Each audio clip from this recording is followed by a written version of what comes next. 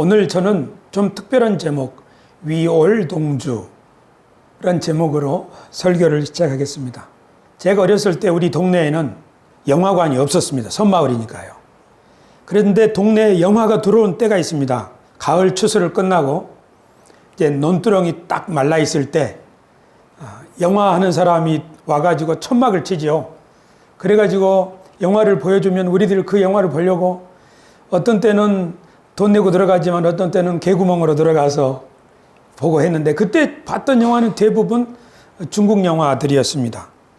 얼마나 그 섬마을에서 아무것도 모르고 사는 우리에게 그 영화 스크린에 돌아가는 그 화려한 모습들이 정말 저런 세계가 있구나, 신세계처럼 느껴졌습니다. 이제 섬마을에서 떠나서 고등학생이 되었는데 광주에 왔더니 헐리우드 영화가 또 눈을 끌더라고요. 그때 007 영화, 인디아나 존스 영화, 이런 영화를 봤습니다. 그리고 나서 서울에 올라와가지고 일찍 결혼하다 보니까 애들이 태어나고 난 다음부터는 영화관에 갈 수가 없는 거예요. 저희 부부가 함께 영화관에 못 가는 거예요. 그래서 아이들이 태어나기 전에 본 영화, 늑대와 함께 춤을, 아무튼 그런 영화였어요. 그런데 이 영화를 둘이 보고 정말 충격을 받았어요. 이 영화는 미국 아메리카 인디안에 대한 영화인데, 저는 아메리카 인디안이 좀 힘이 약하고 문화가 낙후되었기 때문에 서양인들에게 이렇게 짓밟힘을 당고 망했나 보다, 그렇게만 생각을 했는데, 이 영화를 보고서 야, 인디언들 안에 저런 좋은 마인드, 철학, 정신이 있구나. 저는 한 편의 영화가 사람의 생각을 완전히 바꿔버릴 수 있다는 것을 이 영화를 보고서 깨달았어요. 우리나라 영화도 상당히 발전했죠. 우리나라 영화 감독들이 세계 유수한 영화제에서 상을 받기도 하고요. 우리나라의 영화가 1000만 명이 넘는 그런 관객을 동원한 영화들도 30개나 됩니다. 그 중에 한국 사람들이 만든 영화는 20개가 넘어요. 이순신 장군에 대한 영화, 광해군에 대한 영화, 이런 것 말이에요. 영화를 통해서 우리는 현실, 또 과거, 그리고 미래를 이렇게 바라보는데요. 예를 들면 스타워즈라는 영화를 보면 아주 오래전에 만들어진 영화인데, 거기에는 무인 우주선이 서로 편대를 이루어서 싸우는 장면이 나와요. 그런데 지금 어떻습니까? 드론이라고 하는 공격용 무기, 사람이 타지 않고 그냥 지휘소에 앉아가지고 다 조종을 하잖아요. 이것이 지금 현실이 되어 있는 것을 볼 수 있습니다. 오늘 아침에 제가 영화 이야기를 한 것은 영화를 만들 때 필요한 설명서, 시놉시스 이야기를 하려고 하는 겁니다. 시놉시스가 있습니다. 그러니까 어떤 영화를 만들 때 감독이 있겠죠. 그리고 배우들이 있겠죠. 스태프들도 있고요. 그런데 이 배우들한테 이 영화는 무슨 영화다 하고 간단하게 소개하는 그런 글을 시놉시스라고 합니다. 시놉시스를 잘 읽어야 배우들이 이것은 이런 영화로구나 하고 같은 마음으로 영화에 임하게 되겠죠.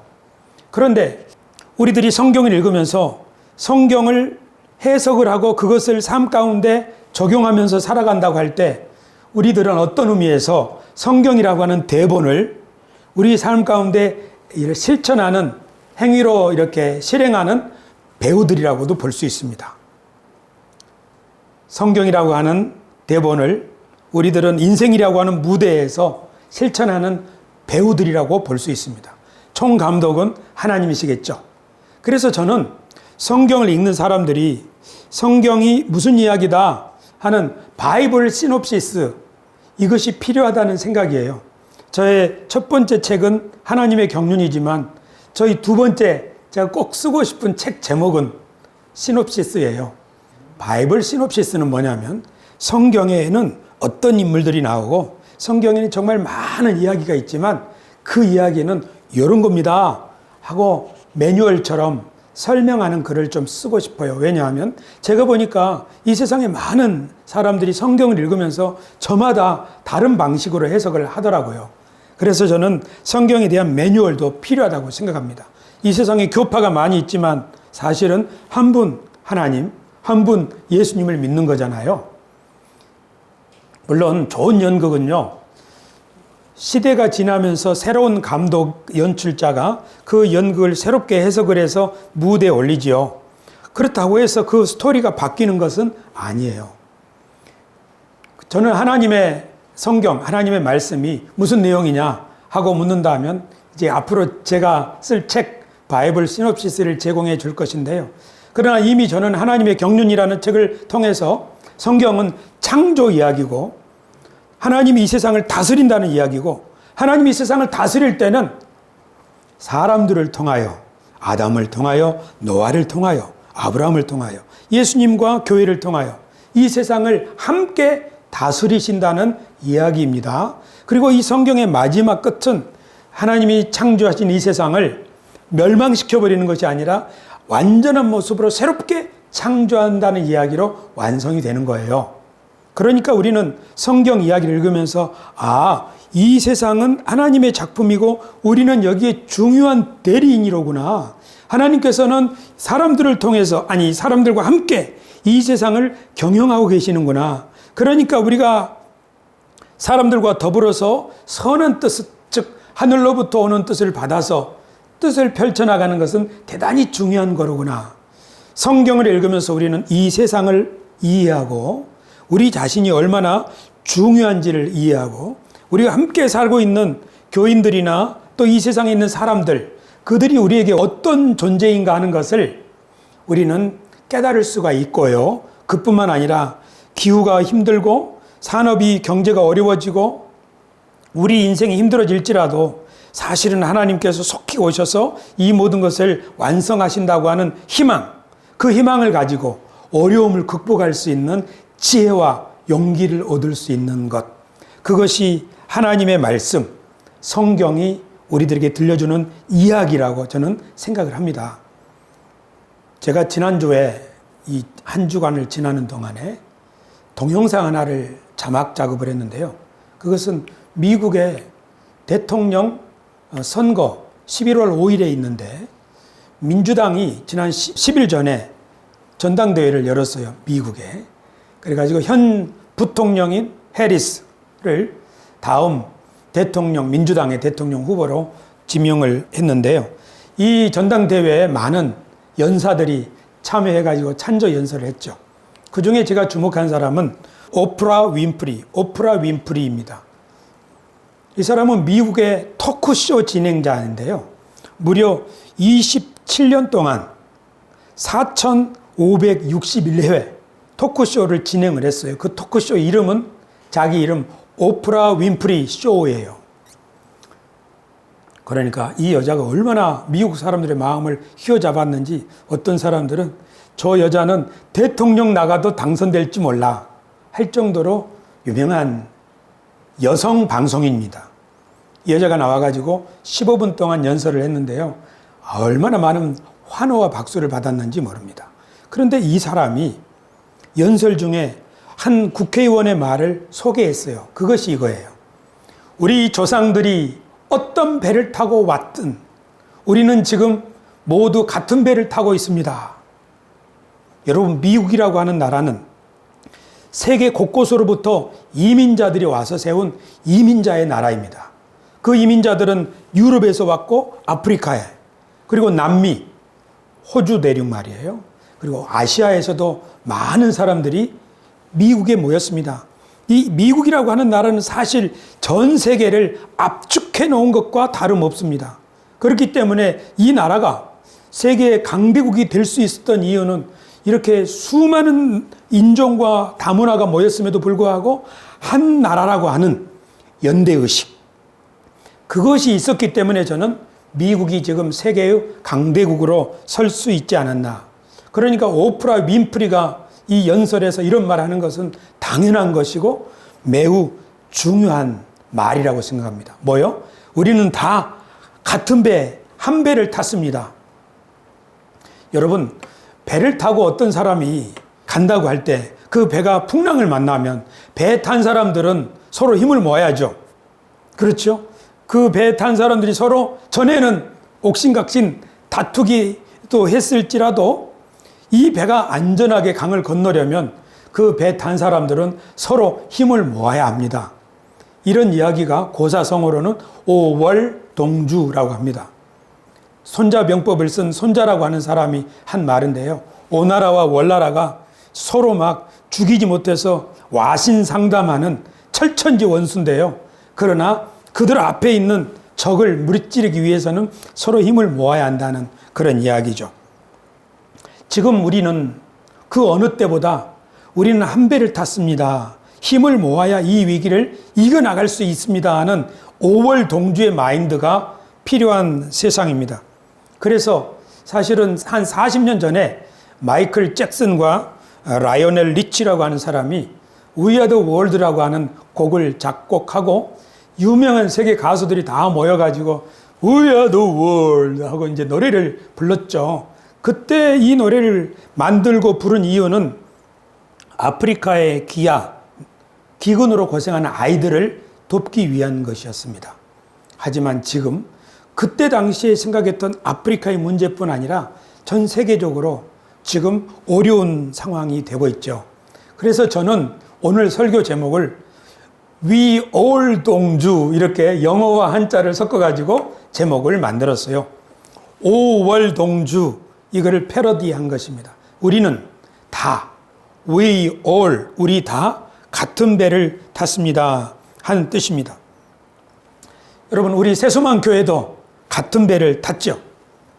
사실은 같은 한 공동체라고 하는 의식이 가장 분명한 데는 가족이죠. 가족의 경사는 모든 식구의 경사예요. 한 가족 식구 가운데 한 사람이 죽으면 가장 슬퍼하는 것은 가족 전체지요. 가족은 한 배를 탔습니다. 교회도 마찬가지입니다. 교회도 사실은 우리가 서로 보이지 않는 끈으로 연결되어 있는 사이예요. 여러분 각자가 각자의 자리에서 헌신을 하면서 그 헌신이 모아져서 새소망 교회라고 하는 이 공동체가 운영되니까요. 그렇게 본다면 대한민국도 우리는 다 한 배를 타고 있습니다. 어떤 사람들이 세금을 내지요. 여기도 세금을 내시는 분들이 많은데요. 사실은 모든 국민이 세금을 내고 있습니다. 저는 세금을 안 냈는데요 하는 사람도 누가 그러더라고요. 물건을 살 때 이미 그 속에는 세금이 포함되어 있는 거라고요. 그러니까 우리나라 국민들은 모두 다 눈에 보이지는 않지만 각 사람이 많든 적든 기여한 것으로 그 세금으로 교통이 그리고 국방이 그리고 교육이 그리고 의료가 그런 혜택들을 보고 있기 때문에 우리는 인식하지는 못하지만 온 국민이 서로 한 배를 타고 서로 끈끈하게 연결되어 있다. 우리 대한민국은 한 배를 타고 있는 사람들입니다. 동의하시면 아멘. 그러니까 우리는 사실 대한민국 국민 전체를 좀 다른 생각이 있더라도 다 저 사람 때문에 내가 산다. 그런 마인드로 살아가는 것이 중요하다고 생각합니다. 우리 지구는 어떤가요? 지구는 한 가족일까요? 우리가 지구촌이란 말이 있죠. 미국 사람과 우리가 상관이 있나요? 아프리카 사람과 우리가 상관이 있나요? 우리는 3, 4년 전에 팬데믹을 경험하면서 팬데믹이 어디서 일어난 병인지는 모르지만 그 병균 하나가 한 나라에서 생겼겠죠. 그러고 나니까 모든 전 인류가 팬데믹에 감염되지 않습니까? 코로나 바이러스에. 심지어 북한에도 그렇게 방어를 열심히 한 북한까지도 코로나 환자가 발생했다고 하는 이야기를 들어본다면 지구는 전부 다 같은 배를 타고 있다는 것을 알 수 있습니다. We all 동주입니다. 한번 따라 합시다. We all 동주. 이런 말은 없습니다. 새소망 교회에서 처음 만든 말입니다. 우리는 같은 배를 탔습니다.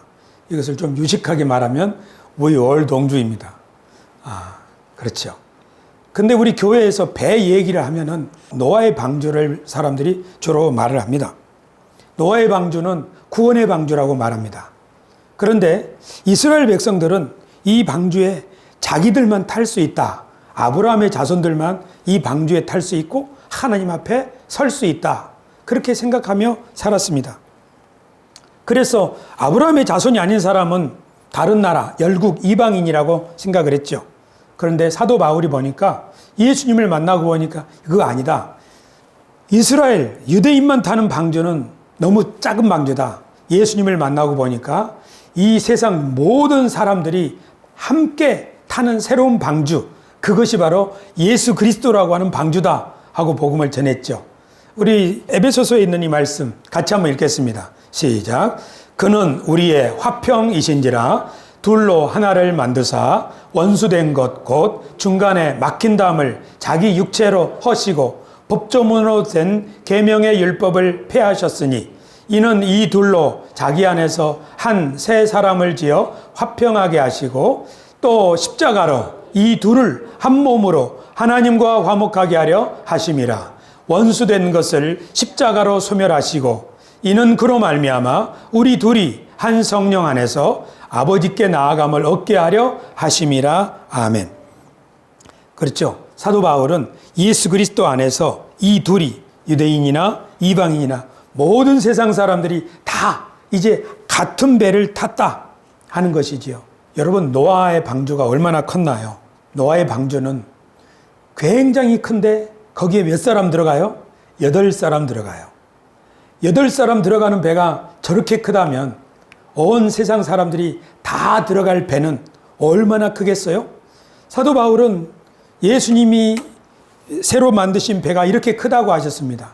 하나님께서는 만물을 그리스도의 발 아래에 굴복시키시고 그분을 만물 위에 교회의 머리로 삼으셨습니다. 교회는 그리스도의 몸이요 만물 안에서 만물을 충만하게 하시는 분의 충만함입니다. 이 말 속에 예수님의 배가 만물을 충만하게 채우는 이 세상을 가득 다 담아도 남는 그런 배라고 소개하고 있는 것이죠.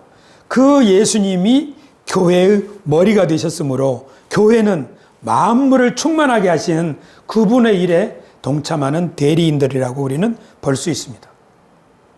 아까 우리는 오프라 윈프리가 미국이 다 같은 배에 탔다 그렇게 말하죠. 미국인들이 탄 배 이름은 USA호라고 할 수 있습니다. 그러면 우리 예수님이 새로 만드신 배는 그리스도 안에 들어오는 모든 사람이 함께 탈 수 있으니까 그 배는 헬라어로 말하면 엔크리스토호라고 말할 수가 있겠습니다.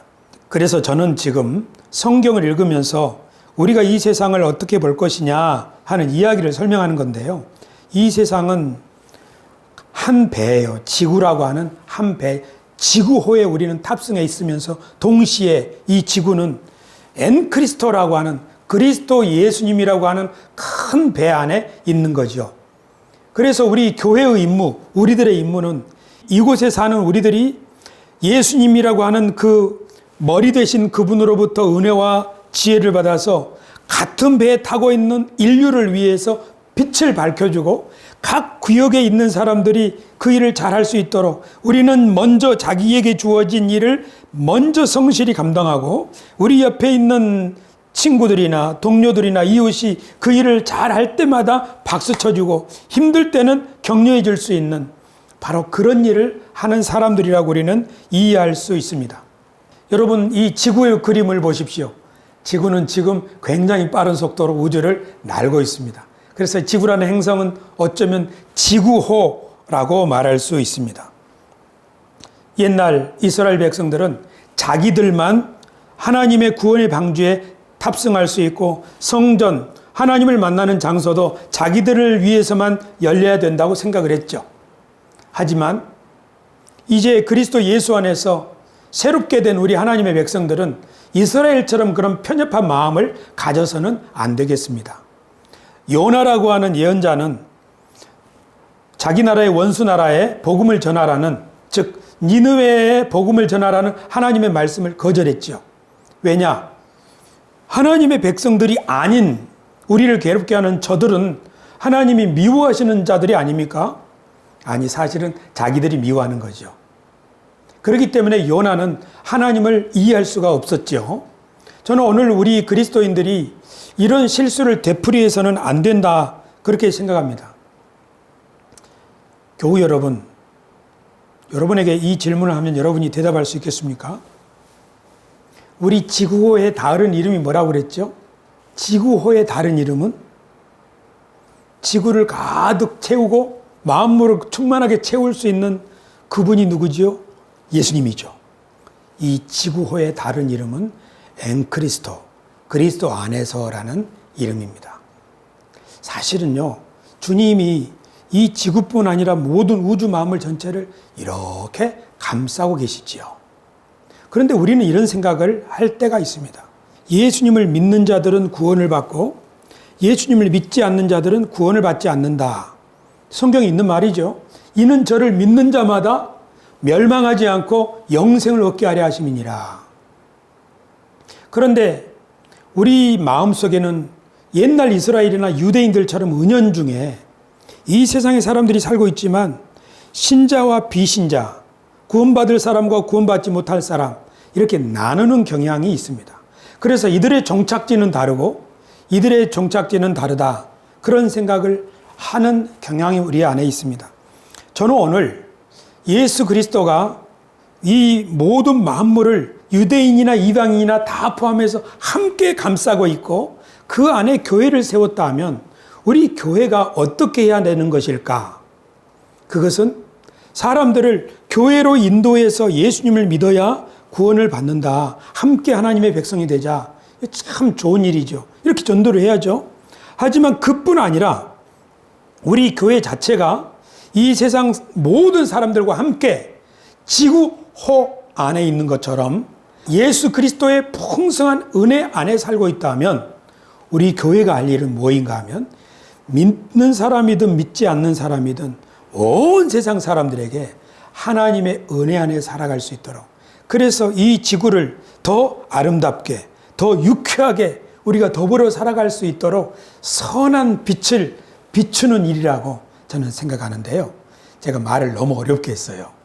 쉽게 얘기하면 뭐냐면은 우리는 예수님을 잘 섬기고 우리 이웃 사람들에게 선한 일을 하되 그 사람들이 저 사람들은 우리와 다르기 때문에 종착지가 달라 이렇게 바라보지 말고 저 사람들도 사실은 우리와 함께 배를 타고 있는 거야. We all 동주야.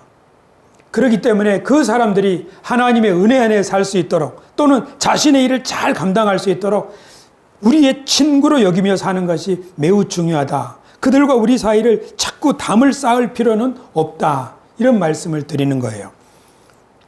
그래서 우리의 임무는 첫째는 전도도 하고 해야겠죠. 하지만 우리가 함께 배를 탔다고 한다면 우리 교회 안에 있는 우리들도 함께 그리스도의 배를 타고 있지만 교회 밖에 있는 사람들도 다 사실은 지구호에 탑승해 있을 뿐만 아니라 예수님의 큰 은혜 아래에 있다는 것을 생각할 수 있다면 우리는 신자든 비신자든 가리지 않고 그 누구와도 마음을 같이 해서 선한 일을 함께 펼쳐나갈 수가 있다는 사실을 여러분 우리는 알 수 있습니다. 그렇죠. 저는 처음에 영화 이야기를 했습니다. 시놉시스 하려고요. 성경이 무슨 이야기를 하는 거냐. 하나님 이 세상을 사람을 통해서 경영하신다는 이야기 아니냐. 그럼 이 세상은 어디냐?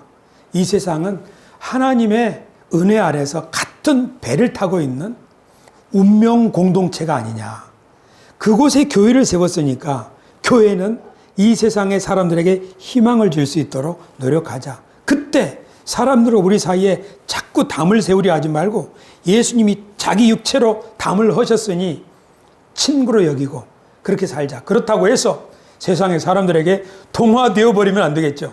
여기서 말하는 세상 친구라고 하는 것은 하나님의 뜻을 거역하고 육신의 생각, 이생의 자랑 그런 것을 따라가 사는 사람들에게 말이에요. 이것은 예수님께서 우리에게 잘 보여주셨는데요. 예수님은 죄인들을 멀리하지 않으셨죠. 하지만 바리새인들은 죄인들을 멀리했죠. 우리는 저들과 어울릴 수 없다. 왜? 우리가 더러워지기 때문에. 그러나 예수님은 죄인들과 가까이 하셨죠. 왜 가까이 하셨나요? 죄인들에게 자기가 더럽혀질 것을 우려한 게 아니라 그들도 하나님의 사랑하는 자녀들이기 때문에 내가 그들을 만남으로 그들이 온전해질 것을 믿었기 때문이죠.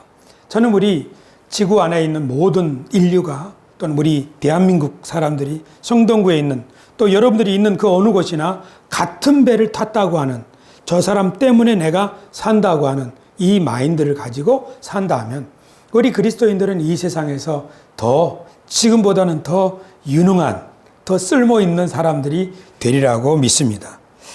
세 번째 이야기는 정치 이야기입니다.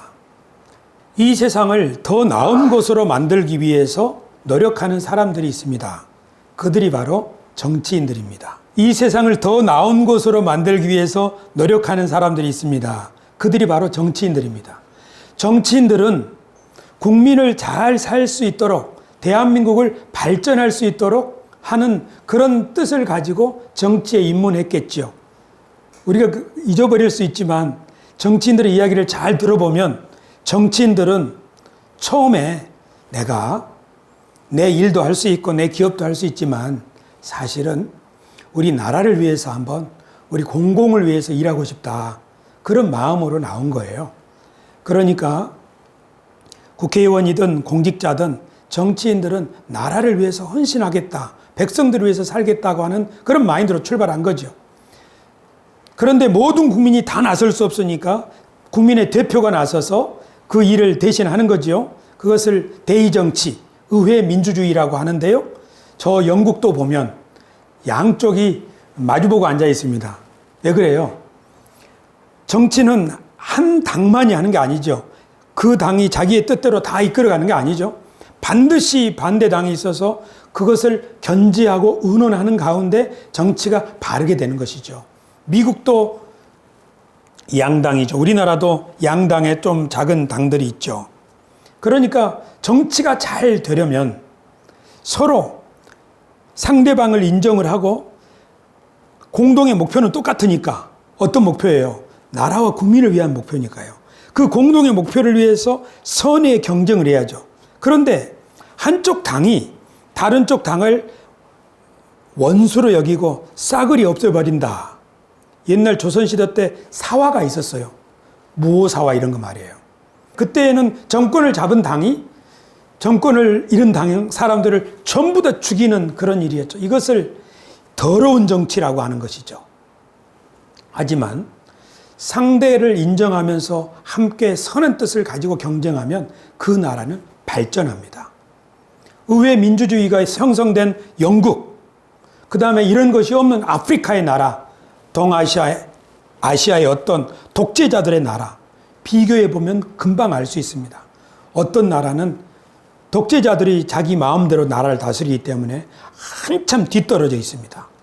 그러나 어떤 나라는 서로 정치인들이 견제하면서 나라를 투명하게 운영하려고 노력하기 때문에 그런 나라들일수록 우리는 모든 제도가 발전해 있다는 것을 알 수 있습니다. 하지만 우리가 바라보고 있는 대한민국의 현실은 때때로 우리를 정치는 나쁜 거야 이런 생각을 하게 하는 그런 현상들이 나타나고 있습니다. 우리 정치인들이 서로 선의의 경쟁을 하는 정치인들이 되기를 위해서 기도합시다. 이번 파리 올림픽 때 여자 탁구 선수 신유빈 선수가 있습니다. 이 선수는 삐약이라는 별명이 있습니다. 아주 어렸을 때부터 탁구를 해가지고 그래요. 그런데 이번 파리 올림픽에서 동메달을 2개나 땄어요. 옛날에 동메달 2개 딴 유명한 선수가 있는데 현정화, 아주 전설적인 선수이지요. 신유빈도 사실은 이제 대단한 선수가 된 거예요.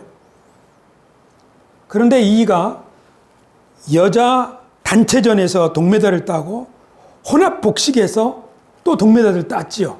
그런데 여자 단식에서 동메달 결정전에서 일본 선수한테 아깝게 패하고 말았어요. 그래서 동메달을 거기서는 못 딴 거지요. 근데 경기가 끝나고 나서 일본 선수가 너무 좋았는지 너무 힘들었는지 감격에 그만 경기에서 이기고 나서 코트에 주저앉아서 막 우는 거지요. 그때 신유빈 선수가 다가가서 축하해 하고 인사를 해줬죠. 그리고 그 일본인 코치에게 가서 축하드립니다 하고 인사를 해주는 그 장면을 본 일본인들이 신유빈 선수를 대단히 칭찬하고 중국인들도 그랬어요. 우리가 올림픽 하면 태릉 선수촌에서 이렇게 승리를 위해서 열심히 땀을 흘리잖아요. 올림픽은 승리를 위해서 싸우는 곳이라고 우리는 생각하죠. 맞습니다.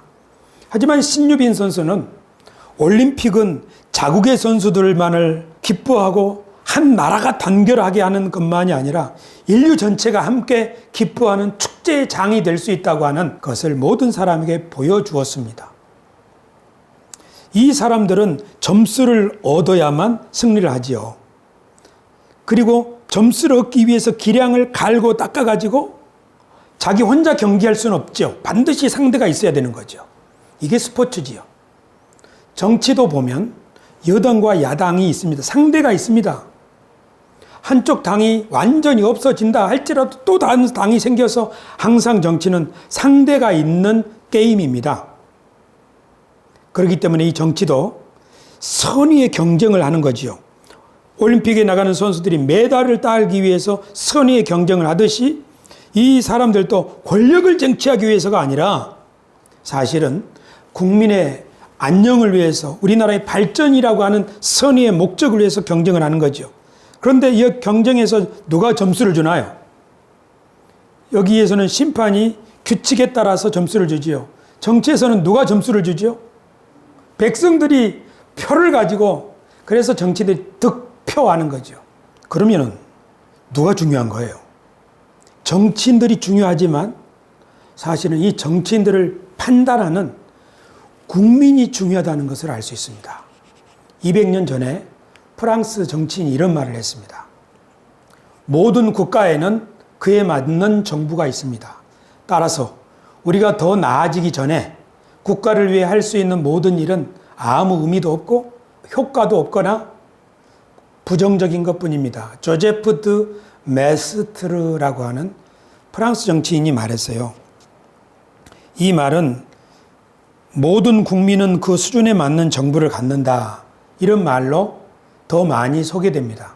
무슨 뜻이냐면 우리나라 정부가 어떤 방식으로 행정부의 일을 하고 또 우리나라 정치인들이 어떤 방식으로 정치를 하느냐 하는 것은 무엇에 의해서 결정된다고요?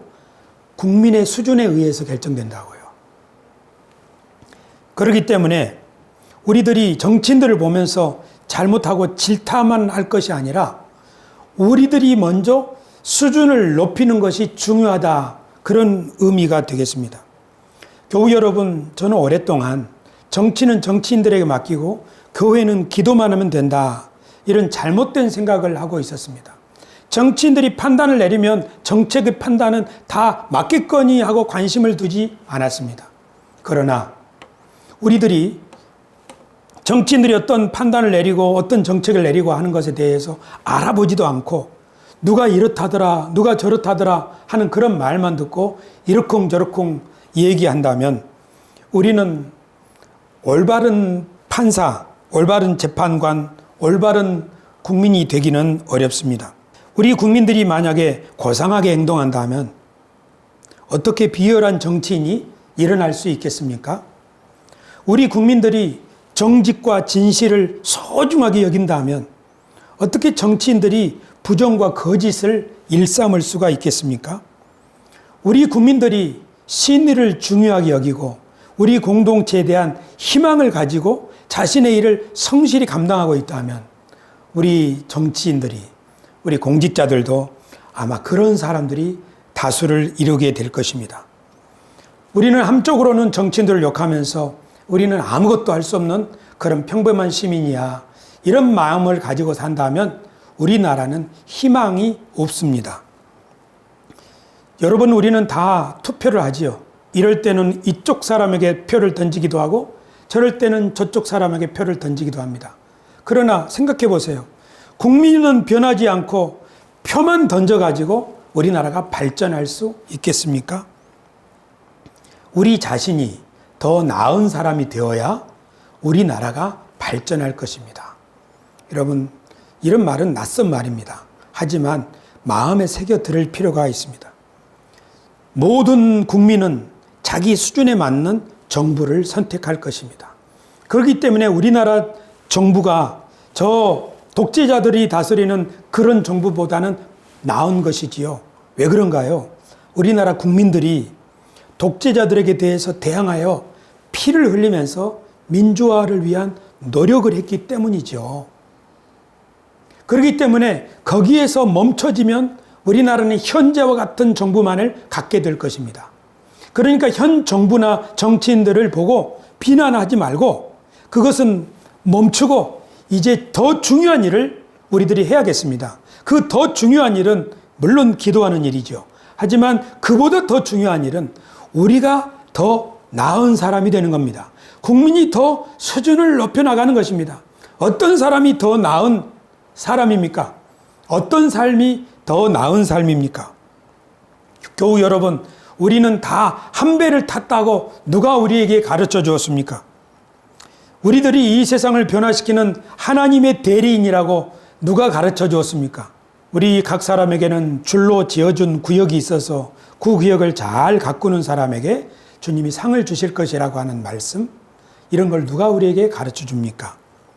우리에게 현실에 어려움이 있지만 우리가 인내하면서 충실히 이 소명을 감당하면 주님이 오셔서 상을 주실 것이라고, 이런 희망을 누가 가르쳐 줄 수 있습니까? 이 세상의 불의한 지도자들은 사실 영으로부터 권세를 받은 짐승과 같은 존재들이며 그들은 반드시 속히 심판을 받을 것이라고 누가 가르쳐 주었습니까? 그리고 끝까지 선을 행하고 인내하는 사람들이 마침내 이 세상을 다스리게 될 것이라고 누가 가르쳐 줬습니까? 이 말씀들을 우리가 성경에서 배웠지요. 그러니까 이런 믿음을 가지고 사는 사람들이, 그런 국민들이 늘어난다면 우리나라는 좋은 나라를 만들어갈 수가 있고 세계 모든 나라를 선도하는 제사장 국가가 될 수 있을 것입니다. 지금 미국 사람들은 자기들이 세계에서 가장 좋은 정치 제도를 운영하고 있다고 자부심을 가지고 있습니다. 하지만 우리는 미국의 정치 지도자들이 온전하지 않다는 것을 잘 알고 있습니다. 미국은 천국이 아닙니다. 그런데 이 세상에 있는 모든 나라에게 공평하게 주어진 그런 기회가 있습니다. 그것은 뭐냐면 이 세상에 있는 모든 나라들이 예수 그리스도께서 가르쳐 주신 그 하나님 나라의 마인드와 대리인적 소명의 마인드와 주님이 우리를 위해서 예비하시는, 우리의 미래를 위해서 예비하신 이 희망과 기대를 마음에 간직하고 현실을, 그런 꿈과 기대와 소명감, 책임의식을 가지고 살아가는 민족이 있다면 그 나라가 아프리카에 있든지 아니면 아시아에 있든지 어디에 있든지 그런 나라는 반드시 세계를 선도하는 주역의 나라, 리더의 나라가 되리라고 저는 확신합니다. 오늘 저는 설교를 통해서 We all 동주라는 제목으로 설교를 했습니다. 우리는 한 배를 탔다고 하는 이 마음을 잊어버려서는 안 되겠습니다. 성동구 안에서, 교회 안에서, 그리고 대한민국과 이 세계 안에서 말입니다. 이것은 우리가 한 배에 탔다고 하는 현실적인 필요 때문만이 아니라 예수님이 만물을 충만하게 하시는 그 예수님이 모든 만민에게 충만한 은혜를 베푸시기 위하여 교회를 머리로 삼으시고 이 세상을 품고 계시다고 하는 주님의 말씀과 약속에서부터 우리는 한 배 의식을 가질 수가 있습니다.